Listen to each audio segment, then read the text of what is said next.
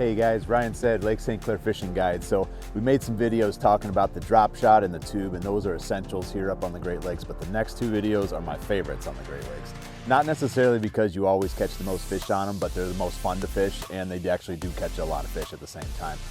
In this video, we're gonna talk about swim baits. And swim baits have, depending on where you're from, there is a wide variety of applications for swim baits across the country. So we're talking specifically about how we fish them up here on the Great Lakes, what kind of swim baits are the most effective. You could probably catch fish on any kind of swim bait up here. Smallmouth are a very aggressive fish. You can catch them on the big ones, you can catch them on the small ones.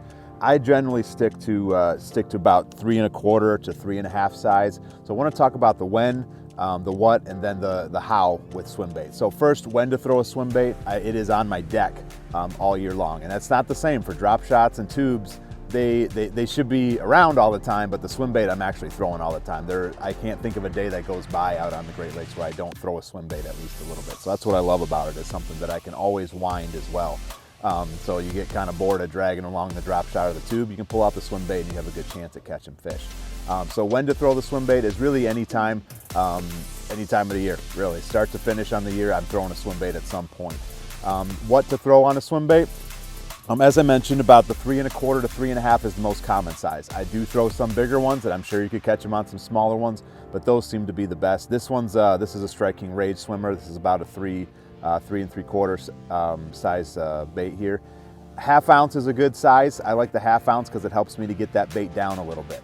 If I throw the 3 1/4, I'll go down to a 1/4 ounce or a 3/8 ounce head on that one. So again, striking wave swimmer here. This is a good color, the Pro Blue Red.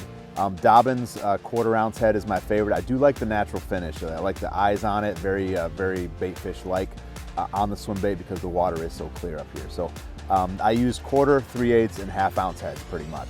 1/4 and 3/8 on the 3 1/4, and then I go up to a 1/2 with the 3 3/4 inch baits. Once in a while I'll throw this on a 3/8, especially if it's shallow. I like that about the swim bait too, is you can throw it shallow, you can throw it deep, it really doesn't matter whether they're in 3 feet of water or whether they're in 20.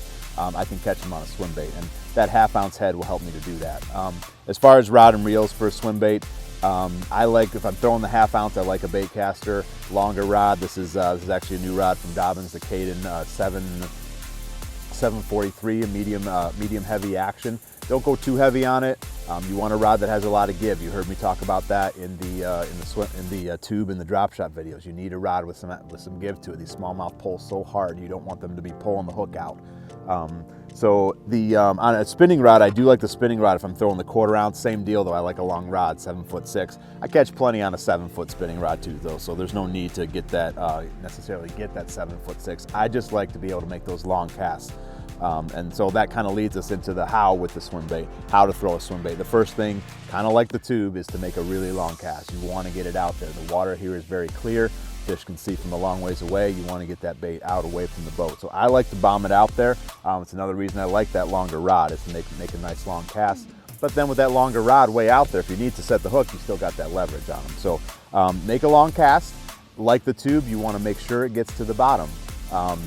Even though it's not a tube, it still acts like a tube a lot of times, and they will bite the swim bait on the fall. Not as often as a drop shot or a tube for whatever reason, but they still bite this on a fall on a pretty frequent basis. So I always make sure it gets to the bottom.